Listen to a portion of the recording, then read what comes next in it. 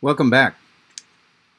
In this lecture, we're going to continue in our study of the Monarchianisms, and we're going to deal with the second of these so-called Monarchianisms. The first was dynamic Monarchianism, which was really adoptionism, and was a serious but not as serious heresy as the kind of Monarchianism we're going to be looking at today in this lecture. The Monarchianism that we're going to be dealing with here is a monarchianism that has really been around for a long time, and frankly, in a couple of different ways, is still around. So let me get right to it here, and we will discuss a type of monarchianism that is also known as Sabellianism. Sabellianism, we're going to see, comes from the name of the most prominent of the heretics or advocates of this point of view. This is also called modalism. That's probably the name that you should try and retain more than either the kind of monarchianism we're dealing with here. Just think of modalism. The more sophisticated version of this monarchianism or modalism rose again in the 3rd century. So this is the late 3rd century, the late 200s. Who was it? Well, once more, we have to note that all we know about this heresy comes from the Orthodox opponents who wrote against it. And the two fellows that we need to mention here are Praxeas and Sabellius. And really, the knowledge we have about them is somewhat fuzzy. Praxeas was from Asia Minor, but went to Rome about 190 AD. Dr. Brown says that he was a committed believer. In fact, he attained the title of confessor, and a confessor was one who confessed Christ during the era of the persecution, and was therefore, even though he wasn't martyred, he was severely dealt with, and because of that, he's given a rather lofty title. The title of confessor is one that the Catholic Church holds in very high esteem today. Even though this particular individual was less than orthodox in his teaching, apparently. He did suffer some torture and exile, and so it's given to those who are not martyrs, but again, were very highly esteemed, and so Praxeas was one of those. However, he had some problems. Praxeas was a foe of another heresy, Montanism. This is sort of off topic. Montanism was a heresy that held that people could receive new revelations. So if you hear about that sort of teaching around, it's been around a long time, but was judged to be not orthodox, going clear back to the days of Montanus. But when he got, that's Praxeas, when he got to Rome, he found that the doctrines of the adoptionists, that's the heresy that we just dealt with, were pretty strongly advocated, and so he opposed them by advocating his version of modalism. So there we go again. There are people that are trying to sort of correct false doctrine, but they end up overemphasizing something, and that creates, again, more difficulties. At times, he seems to have even persuaded the current Pope, or Bishop of Rome, if you will, to accept some of these modalistic ideas. The main source we have about him is Tertullian, and we've looked at Tertullian already. Praxeas was followed in Rome, again, by several others who espoused this modalism, each of whom were attempting, again, to oppose adoptionism, but too strongly, as we've already said. So, again, we're dealing with this question. There's one God, and Jesus is God. The New Testament tells us that there's one God, and clearly that the Father is God, the Son is God, and the Spirit is God. Well, again, we're trying to answer that. So it seems like an easy answer to us, but without the benefit of these debates and the creed that we're going to be looking at, you can see it can be somewhat more difficult. Let me put everything up on this slide. Sabellius is the, again, main heretic in this particular mode of thinking. Sabellius, his name is better known. Sabellius is from North Africa, and we're going to see, we've already seen a number of prominent theologians from North Africa. We'll continue to see them. But while the rest of them were really Roman. Sabellius himself was a Libyan. He actually was from that stock of people. He went to Rome about the same time as Praxeas and Noetus, and he too opposed these adoptionists. While early versions of modalism stood out as simplistic and easily dismissible, Sabellius gave the teaching something of a facelift, making it more advanced and defensible. And this is a very good and simple description of modalism, or Sabellianism. In this particular way of thinking, the Father, the Son, and the Spirit are just three different hats or masks that God wears as the situation demands. So there's one God, but sometimes he shows up with one hat or one face on, and another time another, and another time a third.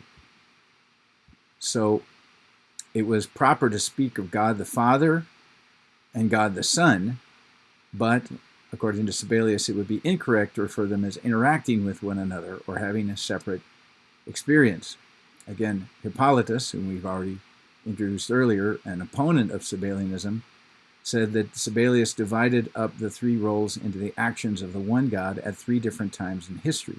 So essentially, this view said that the Father, Son, and Spirit are merely adjectives describing how the one divine being acts and is perceived by believers. Again, Sabellius used the analogy of the sun to explain his position in the life of the Godhead. There's the sun shine, there are the sun's rays, and there are the heat of the sun. That was one way that he put it.